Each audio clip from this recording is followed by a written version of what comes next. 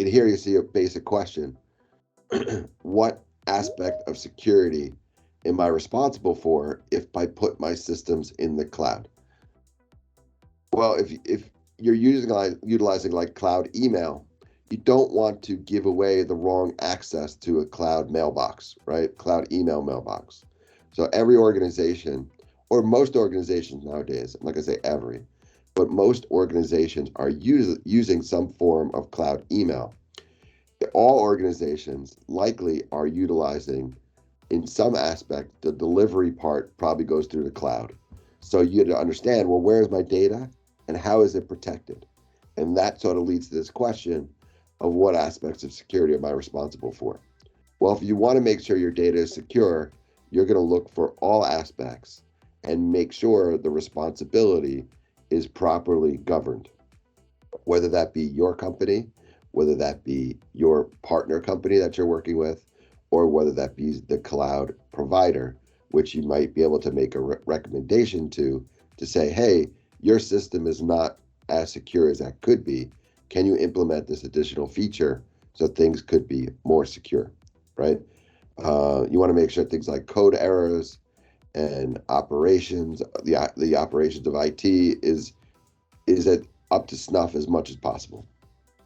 And for a cloud provider, it's a sort of competitive advantage to be able to offer more security capability, because that's something everyone that's using the cloud could take advantage of and would have to implement themselves if they were not in the cloud.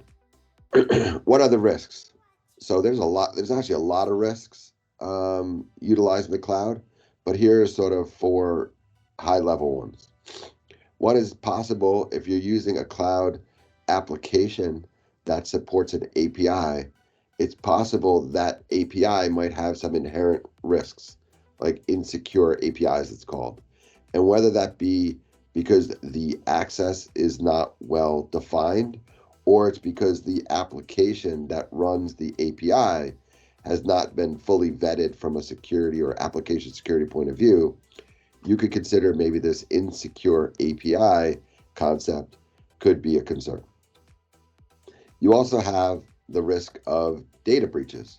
We all probably heard of once a week at least, or maybe once a day, some type of data breach that occurs. Well, if 90% of large organizations have some form of multi-cloud environments, it's likely that if they experience a data breach, that data breach is likely involved some way, shape, and form with their cloud services, right? So cloud services has a different advantage where it speeds up a company's time to market to deliver applications, but also that in itself, if not followed properly, could cause a risk. And that would, one of the reasons that could cause additional risk is through misconfigured cloud services. So if companies are able to speed up their time to market to deliver applications which provide benefits to users, then if you don't properly vet the configuration of those cloud services, you might quickly develop an application in the cloud and then have some inherent risks that it's not fully securely configured, and you have to deal with that either on an ongoing basis or some type of pen test analysis remediation process that helps you constantly improve that. You also have the notion of lack of control. So if your data is in the cloud, depending what type of cloud it is, you're sharing services and resources with other users of that cloud environment. It would be really good for you to know what is the sphere of control that your applications, your data, your systems are in the same buckets or environments.